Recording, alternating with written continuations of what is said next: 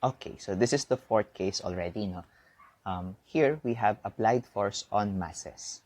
So usually, you will have boxes na magkatabi or boxes na magkaduktong using a string or a cable.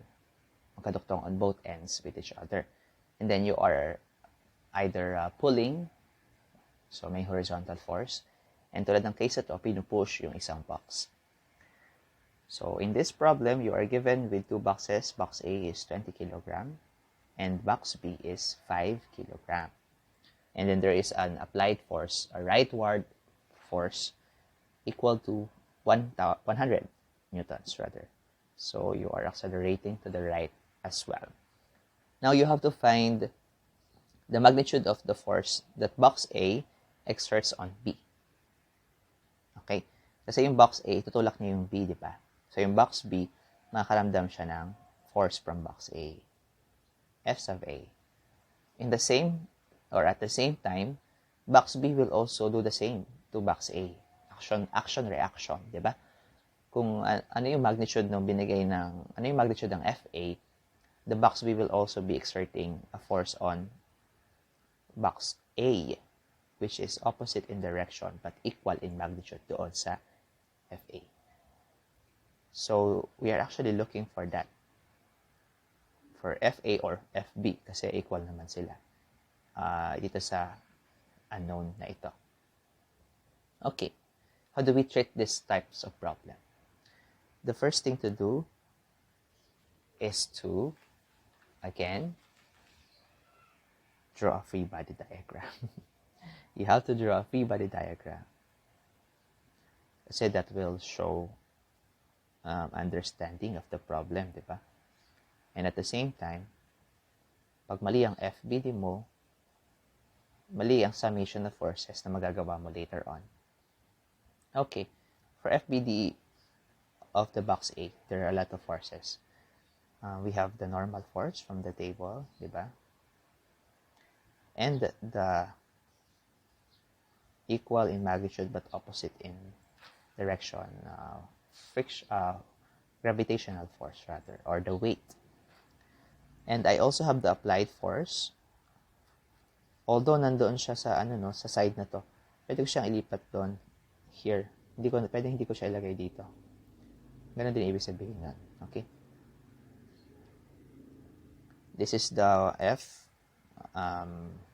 Let's say a person did that. F sub V, 100 Newton. And, and also the force applied by B exerted on box A by box B. No.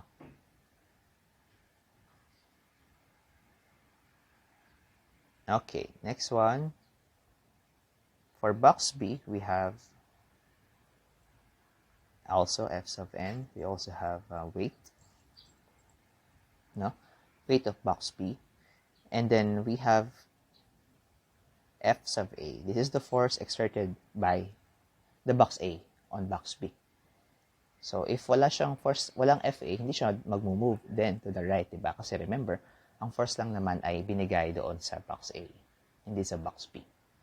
So, the box will also be moving at the same acceleration as A because of the force A,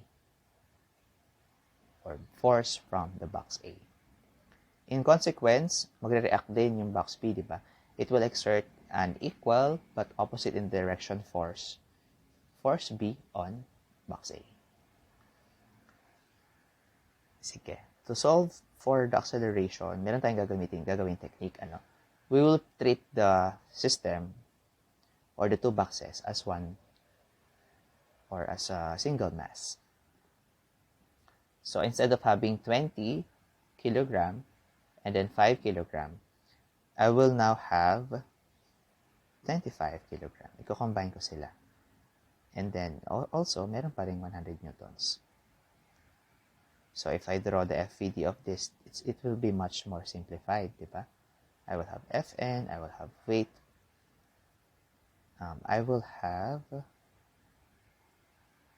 the applied force. Wala akong force between A and B kasi tinreat ko na sila as a single mass. Okay? So if I sum the forces here along the x, m equals acceleration, horizontal acceleration. So bakit along the x na? Kanina puro tayo along the y. Kasi remember, ang unknown natin, ang hinahanap natin ay nasa x-axis. Okay, yung FA or yung FB, yung hinahanap natin. So we have to solve forces along the x. Remember, ang involved lang along the y ay normal force and then yung weight. So yeah, we're not interested on any of them.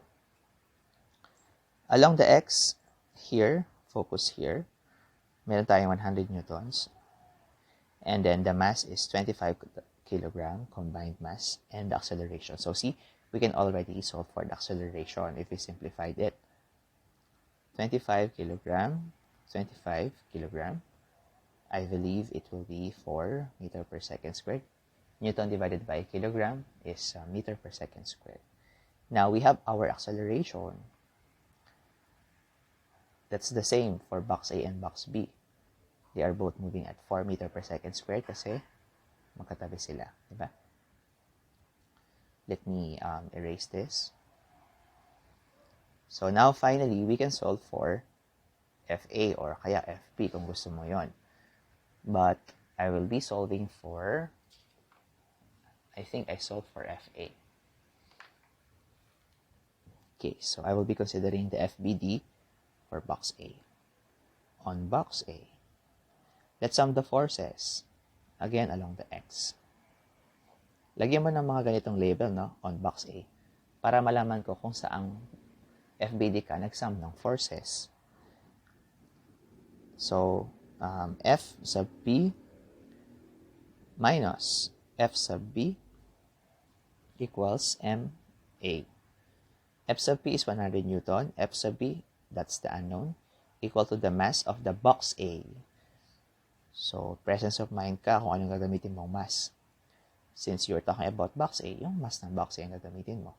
Times 4 meter per second squared. That's the acceleration, diba? Now, 20 times 4 is 80 newtons. F sub B, 100 Newton. Now, if I transpose that to the other side, so negative FB equals negative 20 Newton. I have a negative sign on both sides. No? Okay, I can remove that. Now, F is 20 Newton. That is also FA. This is the force applied by box A dito sa box B. 20 newtons lang.